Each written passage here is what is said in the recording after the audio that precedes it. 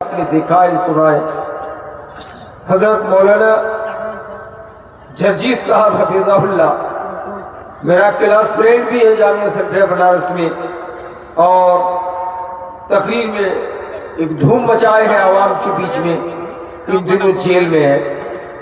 لوگ کہہ رہے ہیں کہ ایک طرف تو سزا سنا دیا گیا، ایک طرف لوگ کہہ رہے ہیں کہ رمضان المبارک کے پہلے چھوٹنے کی امید بھی ہے۔ اللہ سے دعا کیجیے کہ ان کی رہائی ہو جائے۔ دوسری بات، سب کا الگ الگ انداز ہے۔ بنگلہ دیش کے مشہور مولانا عبدالرزاق بن یوسف، ان کا الگ انداز ہے۔ رہی فتوے میں، چونکہ اہل حدیث کی یہاں تقلید رہی ہے کہ کسی ایک امام نے کہہ دیا تو سب اسی پر ہاں بولیں گے، چونکہ یہاں کتاب و سنت کی روشنی میں تحقیق کرتے ہیں اور ان کے فروعات پر اہل حدیث علماء کا آپس میں اختلاف ہو جاتا ہے۔ کسی مولوی کا کوئی موقف ہے، کسی مولوی کا کوئی موقف ہے، لیکن میں نے کٹیہار میں، اور آپ کے مولانا ابو طاہر سیفی حفظہ اللہ جو صاحب گنج ڈسٹرکٹ کے ناظمی امیر ہیں، تو میں ان سے بھی یہ گزارش کی ہے کہ کوشش کیا جائے کہ جتنے بھی اہل حدیث مولانا ہیں وہ بیٹھ کر کے ایک طرح کے فتوے سے مطمئن ہو جائے۔ ایسا نہیں کہ ڈگر ڈگر چلتے چلتے الگ فتوہ۔ ایک جگہ کہتے ہیں کہ سترہ جس طرح نبی اور صحابہ نے لگایا اسی طرح لگایا جائے، دوسرا مولوی لکڑی کا سترہ بنا کے مسجد میں رکھتے ہیں کہ جب جمعہ پڑھنے داخل ہوں گے تو سترہ جیب میں رکھ لیں گے، اور جب سنت پڑھیں گے تو اپنے سامنے اتنا بڑا سترہ لکڑی کا رکھ کے نماز ہے نا۔ اب تک بڑے علماء، اہل حدیث کے بڑے علماء، شیخ الاسلام ثناء اللہ امرتسری ہو، سید نذیر حسین محدث دہری ہو، علامہ اسماعیل شہید ہو، مولانا شمس الحق العظیم آبادی ہو، علامہ عبید اللہ رحمانی مبارک پوری ہو، اس طرح کے درجنوں نہیں ہزاروں بڑے علماء ایک سیکنڈ کے لیے وہ جماعت کے ساتھ دعا چھوڑنے کو تیار نہیں تھے۔ اور جامعہ سلفیہ بنارس جو سب سے پہلے دعا کو بدعت بولے تھے، اس ادارے کے شیخ الحدیث اب تک، ابھی حال میں جو کورونا وبا پھیلا اسی سمے عبدالسلام مدنی کا انتقال ہوا، شیخ الحدیث ہے، بغیر دعا کے کوئی نماز نہیں چھوڑتا، نہیں ہاتھ اٹھاتے ہیں، اور جنازے میں تو کہا مانگنا ہی پڑے گا، لیکن اب تک علماء میں آپسی اجتہاد کر کے کہا کہ چلیے ہاتھ اٹھا کر جماعت کے ساتھ دعا نہیں مانگنا ہے، تو جنازہ پڑھ کے ہی لوگ بھاگنے لگے۔ اب ہمارے یہاں جلال گڑھ سے ایک اچھے مدنی عالم دین نے فتویٰ لگایا ہے کہ مٹی دینا بھی بدعت ہے۔ میت دفن کرنے کے بعد کدال میں کھینچ کے ان کے رشتہ دار لوگ قبر کے اوپر مٹی لا کے رکھ دیں گے۔ ہاں، جنازہ پڑھ کے اگر کوئی دو قیرات کا ثواب چاہے لینا تو ان کو حتی یدفن اس حدیث کے پیش نظر کھڑا رہے گا، مٹی نہیں ڈالے گا لپ میں اٹھا کر۔ یہ سب سن کر کے عوام جو مدرسہ لائن کے پڑھے لکھے نہیں ہیں کہا کتنے ڈیزائن کا آپ کا فتویٰ ہے۔ اس لیے میں نے گزارش کی سارے علماء سے کہ ہم اہل حدیث علماء، چاہے ندوی ہو، سلفی ہو، مدنی ہو، سنبلی ہو، اور کچھ ہو، بخاری ہو، عبداللہ پور کے ہو، دلال پور کے ہو، بنگال کے ہو، بہار کے ہو، سعودی کے ہو، عرب کے ہو، عجم کے ہو، اگر متحد ہو کے ہم کوشش کریں کہ ہم تو تقلید کرتے نہیں، تقلید میں اختلاف ہوتا نہیں ہے، جو امام اعظم ابو حنیفہ نے بتایا صحیح ہو غلط ہو اس پہ ہمارے ان کا تو ایک ہی فتویٰ ہوگا، لیکن ہمارے یہاں چونکہ ہم لوگ کتاب اللہ اور سنت رسول پر عمل پیرا ہے، اس لیے ہمیں اجتہاد کر کے تحقیق کر کے سارے علماء کو متحد ہونے کی ضرورت ہے۔ یہی ہماری اپیل ہے اور گزارش ہے، ہر معاملے میں، ہر فتوے میں، چھوٹی سی بڑی بات ہر چیز میں۔ ارے فتویٰ جانو گے تو چلتے چلتے اختلاف ہو جائے گا، لیکن پیر رکھنے میں وغیرہ برحال میں آپ کے سامنے اپنے موضوع کی طرف جانا چاہتا ہوں۔ اللہ نے قرآن میں کہا نبی سے مخاطب ہو کر، وَقُلْ لِلْمُؤْمِنَاتِ، نبی کہہ دیجئے مومنہ عورتوں سے، یغضضن من ابصارہن، وہ اپنے نگاہوں کو نیچے رکھیں۔ نگاہوں کو نیچے رکھنے کا مطلب نگاہوں کو پست رکھ کے تاکہ نہیں. دوسری جگہ اللہ نے کہا قل للمؤمنین یغضوا من ابصارہم، اے نبی آپ کہہ دیجئے مومن مردوں سے، لڑکوں سے یہ بھی اپنے نگاہوں کو نیچا رکھیں. اس سے سمجھ میں کیا آیا کہ عورت بے پردہ ہو کے نہ رہے، اسی طرح مردوں کو بھی بے پردہ رہنے سے منع فرمایا. آج کل ہمارے نوجوان اس طرح کی جینس فل پینٹ یا اس طرح کا لوچر یا اس طرح کا غیر مسلم یہود نصارہ کرسچن کے دیکھا دیکھی گرمی کے موسم پہ ہاف پینٹ پہن کر کے گھومتا ہے، دیکھنے میں کتنا خراب لگتا ہے. تعجب کی بات ہے کہ عورتوں کے پردوں پر تو سب بات کرتے ہیں لیکن مردوں کی پردہ یہ بھول گئے، جبکہ اللہ نے قرآن میں کہا مومن مردوں سے مخاطب ہو کر نگاہوں کو نیچے رکھ کے کسی کی طرف تاک جھانک نہ کرے. چوراہے پر 3 صحابی بیٹھے، نبی چل رہے ہیں. کہا یہ تم لوگ یہاں کیا کر رہے ہو؟ کہا حضور ہوا خوری کر رہے ہیں، شام کا ٹائم ہے، بہت بہترین بھینی بھینی سہانا ہوا چل رہی ہے، ہوا خوری کر رہے ہیں. کہا کہ نہیں، یہاں سے اٹھ کے دوسری جگہ چلے جاؤ. کہا یہ عورتوں کی گزرگاہ ہے، یہاں تم لوگوں کو بیٹھنا منع ہے، نہیں بیٹھ سکتے ہو. اسے کیا ثابت ہوا کہ اس طرح نہیں ہونا چاہیے. الٹے چور کوتوال کو ڈانٹے. موجودہ سرکار نے کہا بیٹی بچاؤ بیٹی پڑھاؤ. بہت اچھی بات ہے، بیٹی بچاؤ بیٹی پڑھاؤ، لیکن بیٹی کو دفن کرو. اتر پردیش کے مکھ منتری یوگی آدتیہ ناتھ جی نے یہاں تک کہہ دیا کہ بیٹی بچاؤ اور پڑھاؤ سے مطلب مسلمانوں کی بیٹیاں نہیں ہیں اور نہ دلتوں کی بیٹیاں ہیں، اس میں ہمارے بہار بابھن برہمن کی بیٹیاں مراد ہے، باقی غیروں کی بیٹیاں مر جائے کوئی فرق نہیں پڑتا. بہت سی مسلم لڑکیاں بھی بھاگ کر غیر مسلم لڑکوں کے ساتھ کرسچنوں کے ساتھ بھاگ گئی. ہمارے برادری جس کو سرشاوادی بہار میں کہے جاتے ہیں، جھارکھنڈ میں مالدہ یا بنگالی زبان کے ماننے والے کہے جاتے ہیں، یہ برادری کے لوگ بیٹی MBBS ڈاکٹر ہے، راجپوت لڑکے سے کورٹ میرج کرا رہی ہے پٹنہ میں. کیا ہو گیا مسلم سماج کو؟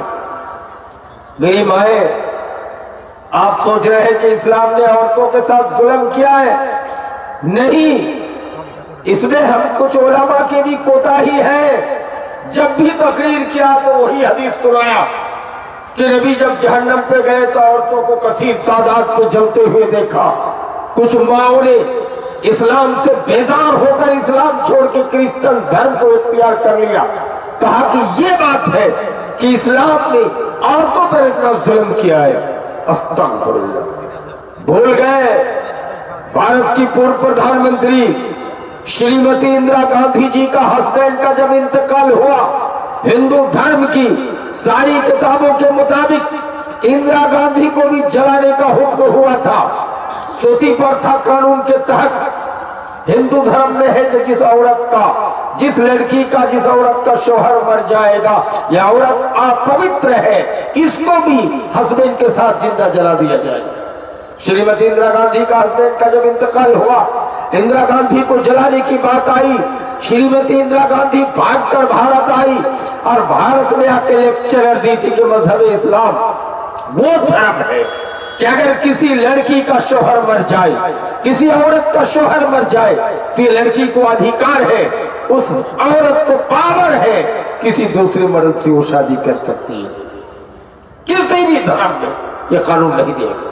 اسی موقع پہ اندرا گاندھی نے ہندو ہو کر یہ کہا تھا کہ قرآن کا حکم ہے، جو مولوی کی زبانی میں نے سنا ہے کہ وَلِلذَّكَرِ مِثْلُ حَظِّ الْأُنثَيَيْنِ.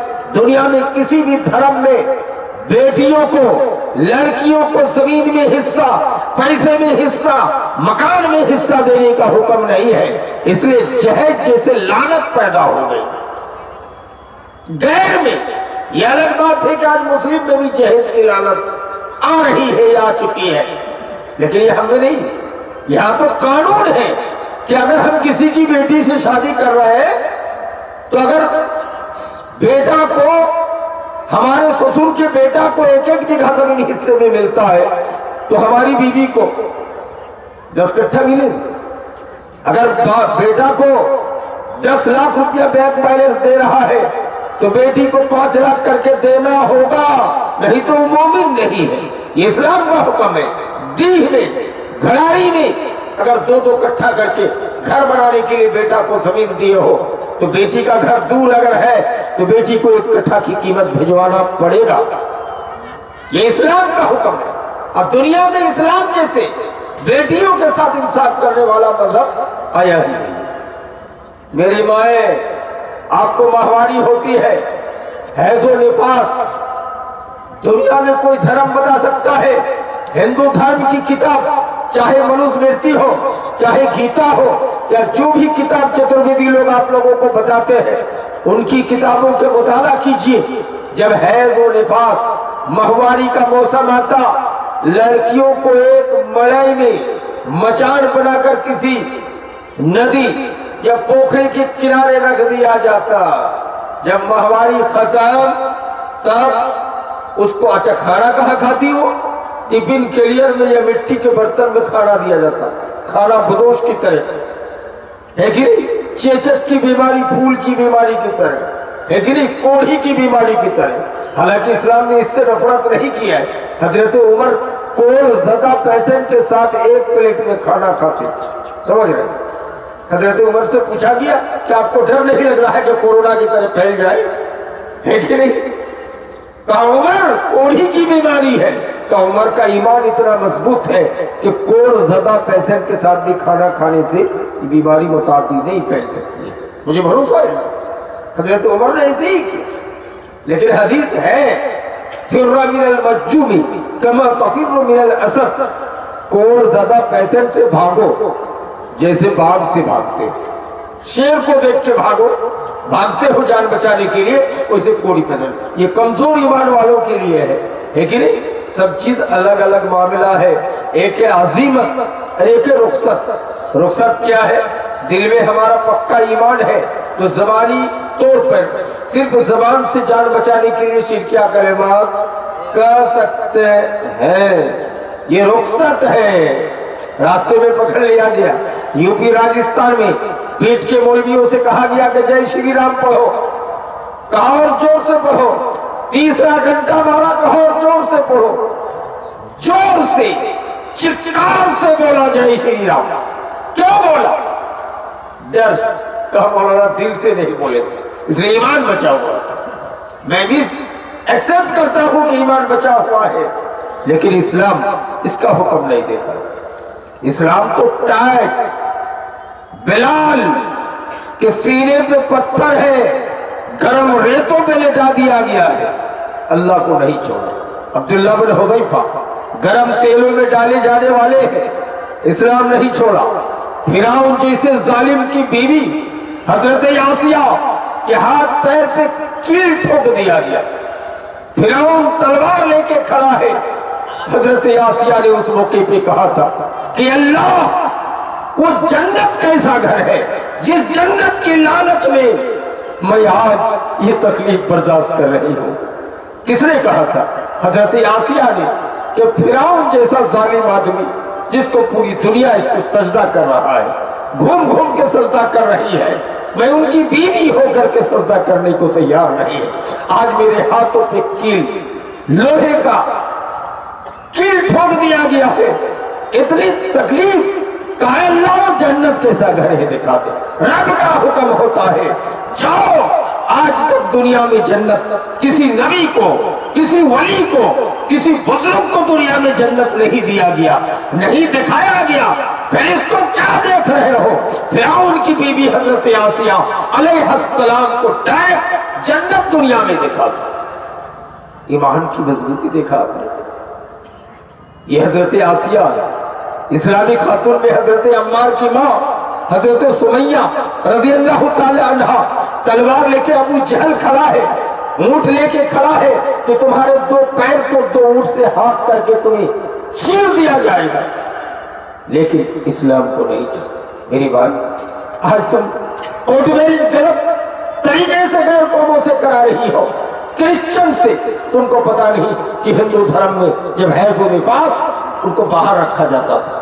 اور ایک پرندہ لایا جاتا تھا، پرندہ زندہ پرندہ پکڑ کے، اور کہا کہ پاک ہوا کہ نہیں حیض سے نفاس سے، اس پرندے کو لے جا کے ان کی شرمگاہ میں ٹچ کرو، اگر اس کی گند سے بدبو سے مر جائے تو سمجھو پاک ہو گئی۔ بدتمیزی کی انتہا دیکھے امام کائنات نے اس کے جواب میں کہا کہ عائشہ پوری دنیا کی عورتوں کو بتا دو کہ حیض و نفاس اتنی خطرناک معاملہ نہیں ہے، اگر رمضان کی رات ہے، سحری بنا رہی ہے، اپنے شوہر کے ساتھ سو بھی سکتی ہے، وہ اس طرح ناپاک نہیں کہ ان کو لے جا کر کسی جنگل میں کسی بیابان پہ رکھ دیا جائے، ایسا نہیں۔ کہا کہ عائشہ پوری امت کی عورتوں کو بتا دو کہ حیض کی حالت میں اپنے شوہر کے ساتھ وہ چپک کے سو بھی سکتی ہے، سب کچھ کر سکتی ہے نکاح، لیکن بیوی سے مجامعت نہ کرے، بیوی سے وطی نہ کرے، بیوی سے سیکس نہ کرے۔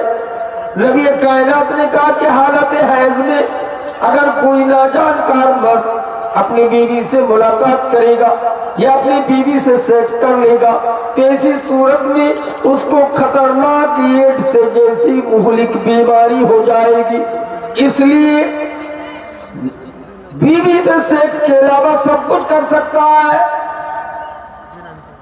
اور جانتے حضرت عائشہ کے پاس ایک عورت آئی، فتویٰ پوچھ رہی ہے کہ عائشہ اگر روزے کی حالت میں حیض آ جائے ماہواری تو کیا کرے گی؟ کا روزہ چھوڑ دے، تو بعد میں پھر روزہ قضا کرنا ہے۔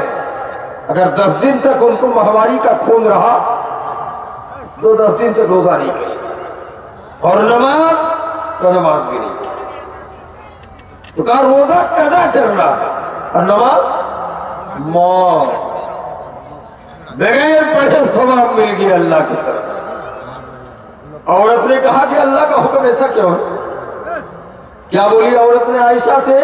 فتویٰ پوچھنے آئی ہے کہ عائش بتائیے کہ حیض آئے تو عورت روزہ قضا کرے گی، یعنی بعد میں رکھے گی جب حیض ختم تک، لیکن نماز بعد میں نہیں پڑھے گی۔ ایسا کیوں؟ حضرت عائشہ نے فتوی کا جواب نہیں دیا، کہتے حروریہ، تو تم حروریہ قبیلے کے ہو، بدعتی ہو کا شیعہ ہو کی بدعتی بریلوی ہو، حروری ہوگا تم۔ کہا کیوں؟ ہم تو مسلمان ہیں۔ کہا کہ مسلمان ایسا سوال کر سکتا ہے کہ اللہ نے ایسا کیوں کیا، ویسا کیوں کیا؟ کوئی کہے گا مغرب کی 3 رکعت کیوں، فجر میں 2 رکعت کیوں، عشاء میں مغرب میں پہلی 2 رکعت میں زور سے قرات پڑھی جائے گی، قرآن پڑھی جائے گی، الحمدو پڑھی جائے، لیکن 1 رکعت مغرب میں باقی میں 2 رکعت دھیرے کیوں؟ کہا کیوں کا سوال کرنے والا بدعتی ہوگا، اللہ کی بنائی ہوئی شریعت میں، اللہ کی بتائی ہوئی شریعت میں کیوں نہیں کر سکتے؟ میرے بھائی پتہ یہ چلا کہ عورتوں کو بھی اونچا مقام مذہب اسلام نے دیا ہے۔ بیٹی بچاؤ بیٹی پڑھاؤ کا نعرہ مذہب اسلام نے سب سے پہلے دیا ہے، سمجھ رہے؟ نبی نے کہا سید القوم خادمہم، قوم کا سردار قوم کا خادم ہے، دیش کا پردھان منتری امت کا نوکر ہوتا ہے، دیش کا چیف منسٹر نوکر ہوتا ہے۔ اس لیے عرب کا بادشاہ آج تک بادشاہ نہیں لکھتے ہیں، سگنیچر میں کیا لکھتے ہیں؟ خادم الحرمین الشریفین، مکہ مدینی کے غلام۔ الحمدللہ ہمارے موجودہ پردھان منتری ماننی شری جناب نریندر مودی جی کہہ کہ میں دیش کا چوکیدار ہوں۔ ارے یہ حدیث کی نقل ہے، یہ اسلام کا نقل ہے، یہ سید القوم خادمہم کا نقل ہے کہ قوم کا سردار، قوم کا پردھان منتری دیش کا نوکر ہوا کرتے ہیں۔ دکھایا ہے، دمشق فتح ہو گیا، فلسطین کس نے فتح کیا؟ حضرت خالد بن ولید، ساتھ میں عبیدہ بن سراح جیت گئے۔ بیت المقدس کی چابی کرسچنوں نے کہا کہ آپ کے راجہ کے ہاتھ میں حوالہ کر سکتا۔ راجہ کب آئیں گے؟ راجہ کون؟ عمر بن الخطاب، حضرت عمر آئے۔ کیسے آئے جانتے ہیں؟ حضرت عمر اونٹ کا نکیل پکڑ کے غلام بن کے چل رہے ہیں اور نوکر کو اوپر بیٹھا کے رکھا ہے۔ یہ منظر دیکھ کر کرسچنوں نے بیت المقدس کی چابی حضرت عمر کے حوالہ کیا، لیکن زور زور سے اشہد ان لا الہ الا اللہ پڑھ کے اسلام ہی قبول کر لی۔ میرے بھائی، کس وجہ سے فاروق اعظم اپنے غلام کو، اپنے نوکر کو اونٹ کے اوپر بیٹھا کے رکھا ہے اور حضرت عمر دیش کا پردھان منتری ہو کر، خلیفۃ المسلمین ہو کر کے نور نکیل پکڑ کے کھینچ رہے۔ اس سے دیش کا باپو، ہر روپیے میں فوٹو۔ مہاتما گاندھی جی کہتے ہیں کہ میں یہ نہیں جانتا کہ بیدا میں کیا ہے، میں یہ نہیں جانتا کہ رام کا چرتر کیا تھا، کرشن کا چرتر کیا تھا، لیکن اگر ہم سے پوچھو کہ دیش کیسے چلانا چاہتے ہو، کہ اگر دیش کو امن و شانتی کے ساتھ چلانا چاہتے ہو تو سیرت صدیق اکبر پڑھو، سیرت فاروق اعظم پڑھو۔ یہ مہاتما گاندھی جی کا جملہ ہے۔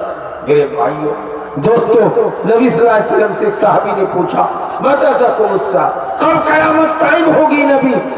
آقا نے فرمایا اذا ظہرت القینات وشربت الخمور، جب معاشرے کے اندر رنڈیاں ظاہر ہو جائیں گی، قینات ناچنے والیاں، تمہاری لڑکیاں ناچے گی، وشربت الخمور، اور جب برسر عام شراب پیا جائے گا تو قیامت کا انتظار کرے۔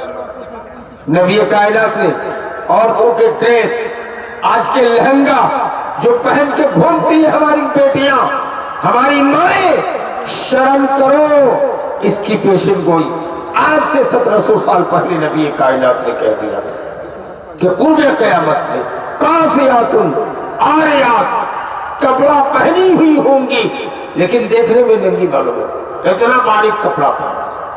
اور نبی کیا فرماتے ہیں کہ مائلات، یہ خود بھی لڑکی مائل ہونے والی ہوگی، یعنی کیا مطلب؟ وہ لڑکی خود بھی لڑکا کو پٹانے والی ہوگی، وہ مومنات، اور دوسروں کو لبھانے والی بھی ہوگی، یعنی خود بھی پٹنے والی اور دوسروں کو پٹانے والی ہوں گی۔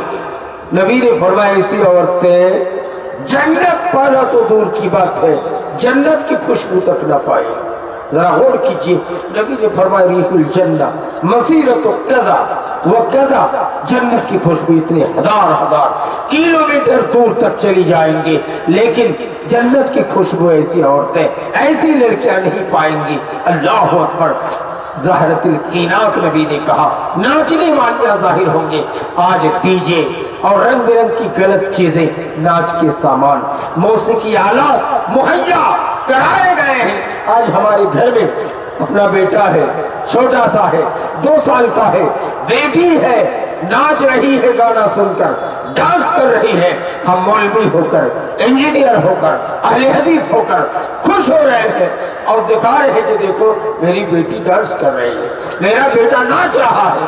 قربان ہو جاؤ، برباد ہو جاؤ، آپ بیٹی کو دیکھ کر ڈانس کر رہے ہیں۔ کیا نبی سے بھی زیادہ پیار آپ کو اپنے بچوں سے ہے؟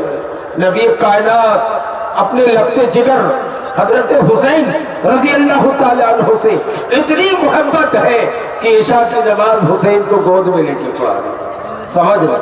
جب رکوع میں جاتے حسین کو رکھ دیتے، سجدے سے اٹھ کے جب قیام کرتے حضرت حسین کو گود میں لے کے قرآن عشاء کی نماز پڑھا رہے، اتنی محبت۔ یہ حسین ہے، چھوٹا بچہ ہے، نبی مسجد نبی میں خطبے کے لیے منبر پہ کھڑے ہوئے، آذان ہو گئی، حسین کو آتے ہوئے دیکھا، نبی منبر سے اتر کے باہر چلے گئے، حضرت حسین کو گود میں لے کے جمعہ کا خطبہ دیا۔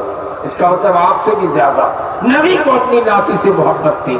لیکن حسین چھوٹا بچہ ہے، صدقے کا کھجور رکھا ہے، حسین ایک کھجور اٹھا کے منہ پہ رکھ لیے، نبی اٹھ کے دوڑتے ہوئے آئے، حضرت حسین کے منہ میں حلق میں انگلی ڈال کر نکل دی، اور بخاری شریف کا لفظ ہے، نبی نے کہا حسین ہش اگل دو، صحیح مسلم میں ہے ٹک ٹک، حسین اگل دو، آل رسول کے لیے صدقہ جائز نہیں ہے، آل رسول صدقے کا کھجور نہیں کھا سکتے۔ یہ تربیت ہے.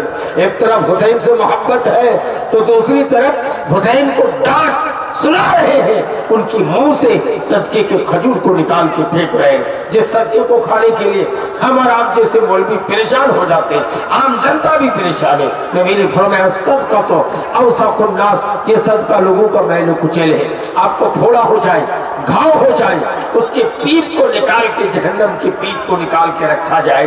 اے توبہ، اس طرح کی پیپ ہے. کہا نبی صدقہ میل و کچیل ہے. آج سعودی کے صدقات، زکات، خیرات، فطرہ، یہ غلط چیزوں کو لا کے آپ اپنی پونجی پتی بناتے ہیں. وہ الگ میٹر ہے. میرے بھائی ہم کدھر جا رہے ہیں؟ اس صدقے کو کھانے کے لیے بھیڑ لگا رہے ہیں، صدقے کے مال کو کھانے کے لیے. اللہ اکبر، یہ چیز بہت ہی خطرناک ہے. نبی نے فرمایا صدقۃ ترد البلا، اس سے مصیبتیں دور ہوتی ہیں. کہا صدقے کے حقدار کون ہے؟ نبی نے فرمایا فقراء، مساکین، جو ہر درجے کا محتاج ہو وہ کھا سکتے ہیں. کہا بڑے لوگ کھا سکتے ہیں؟ کہ نہیں، گنہگار ہوں گے.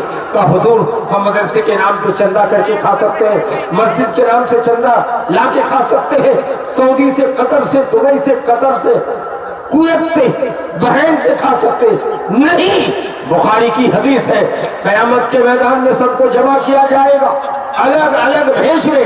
کوئی جمع ہوگا تو ان کا گردن ٹیڑھا ہوگا، کوئی آئے گا تو کسی کا ہاتھ ٹیڑھا ہوگا. کچھ لوگ جمع کیے جائیں گے جن کے چہرے پہ گوشت نہیں ہوگا.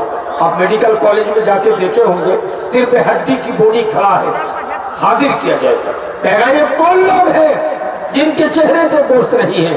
کہا کہ آقا یہ وہ لوگ ہیں جو لوگ طاقت رہتے ہوئے بھیک مانگتے تھے، طاقت رہتے ہوئے بھیک مانگتے تھے، طاقت رہتے ہوئے بھیک مانگتے تھے. ہائے ہائے، صحت مند ہیں پھر بھی زکات لا کے کھا رہے ہیں، صحت مند ہیں تو بھی بھیک مانگ کے کھاتے ہیں. اللہ اکبر. الید العلیٰ خیر من ید السفلیٰ، اوپر والا ہاتھ نیچے والے ہاتھ سے بہتر ہے. لینے والا سے دینے والا بہتر ہے.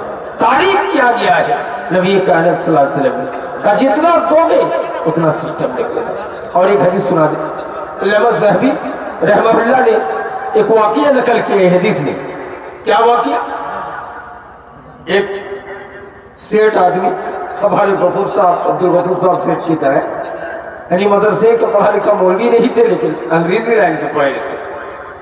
کہا مولانا صاحب یہ مسجد بنانے کے لیے آپ لوگ پریشان ہیں اور حدیث سنا رہے کہ من بنا للہ مسجدا بن اللہ لہ بیتا فی الجنہ، جو اللہ کی رضا کے لیے مسجد تعمیر کرے گا اللہ تعالیٰ ان کے لیے جنت میں ایک گھر بنائے گا. مولانا یہ گارنٹی نامہ ایک کاغذ میں لکھ دیجئے. مولوی بھی ڈر گئی کہ یہ تقریر کر کے تمہیں پھیر میں گر گیا کہ من بنا للہ مسجدا بن اللہ لہ بیتا فی الجنہ، یہ مجھ سے جنت کی گارنٹی نامہ مانگ رہے ہیں. ہم تو کوئی اللہ تھوڑے ہیں کہ جنت کی گارنٹی دیں گے. کا گارنٹی نامہ لکھ دیجئے. کسی اچھے اور بڑے مولوی نے امام صاحب کو مشورہ دیا کہ گارنٹی نامہ لکھنے میں کیا ہے، یہی حدیث لکھ دیجئے نا، من بنا للہ مسجدا بن اللہ لہ بیتا فی الجنہ، جو اللہ کی رضا کے لیے مسجد بنائے گا اللہ ان کے لیے جنت میں گھر بنائے گا. دے دو لکھ. دے دیا تو کہا آج سے چندہ کرنے کی ضرورت نہیں ہے. سیٹ نے کہا میں تنہا جو بھی پیسہ لگے گا مسجد کا. سیٹ پیسہ دے کے مسجد بنا کے فائنل ہو رہا ہے لیکن سپنا دیکھ رہے ہیں. سے کیا سپنا؟ علامہ ذہبی نے نقل کیا ہے، سپنا دیکھ رہے ہیں کہ اس مسجد بنانے کی وجہ سے گاؤں کی ایک عورت مجھ سے پہلے جنت میں داخل ہو رہے ہیں. لوگوں کے سامنے سیٹھ جی بیان کر رہے ہیں کہ مسجد میں خرچ میں دے رہا ہوں، اس مسجد میں سارا پیسہ میں دے رہا ہوں. لیکن کیا بات ہے، آج 3 دن سے لگاتار میں نے سپنا دیکھا ہے، میں نے خواب دیکھا ہے کہ میرے پہلے ایک عورت جنت میں جا رہی ہے. لوگوں نے کہا شیطانی وسوسہ ہوگا سیٹھ جی، ڈیلی دیکھنے سے کیا ہوگا؟ کہا کہ نہیں، یہ شیطانی وسوسہ نہیں ہے، میں آج بھی دیکھا ہوں، کل بھی دیکھا ہوں، اس سے پہلے بھی خواب دیکھا ہوں. कहता आ जाओ और गौर से। कहा मैं पहचान गया हूं, सेठ जी बोल रहे, जिस औरत को मैंने जन्नत पे जाते हुए देखा इस मस्जिद की वजह से, जिसमें पैसा मैं खर्च कर रहा हूं। कहा फलाना की माँ, फलाना की बीवी है। चले गए वहां जाने के बाद कहा ए औरत, ये जो मस्जिद बन रही है इसमें तुम्हारा क्या लगा हुआ है? वो गरीब औरत, रान बेवा, मुसावात थी, डर गई। कहने लगे कि सेठ जी हमको तो इस मस्जिद से कोई लेना देना नहीं है, हम तो गरीब हैं, भीख मांग के खाने वाले हैं, हम कहां से पैसा दे पाए? तो वजह क्या है कि मस्जिद मैं बना रहा हूं सेठ बनकर, लेकिन मैं सपने में तुमको जन्नत जाते हुए देख रहा हूं, मैटर क्या है तुम बताओ। वो औरत कहने लगी, सारों कतार रो रही है, आंखों में आंसू है।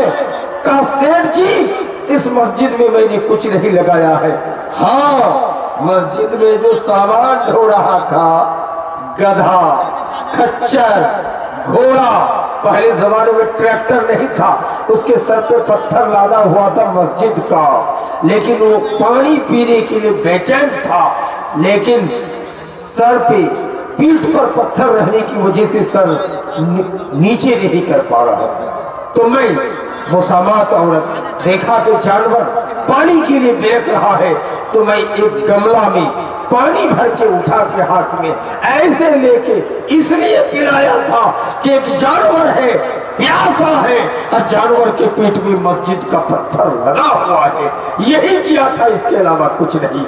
मेरे भाई सेठ जी मौलाना के पास गए, कहा कि उस एक नेकी की वजह से उस मुसामात औरत को, कि जिस जानवर को पानी पिलाई उस जानवर की पीठ में जो सामान लगा हुआ था वो मस्जिद का पत्थर और मस्जिद का सामान था, इसलिए उनको पहली जन्नत। इसलिए शायर कहता है नेकी कितनी छोटी सी हो उसे हल्की ना जान, रब की बख्शिश के लिए कोई बहाना चाहिए। रब कहता है कि कोई बहाना हो तो मैं जन्नत दे दो।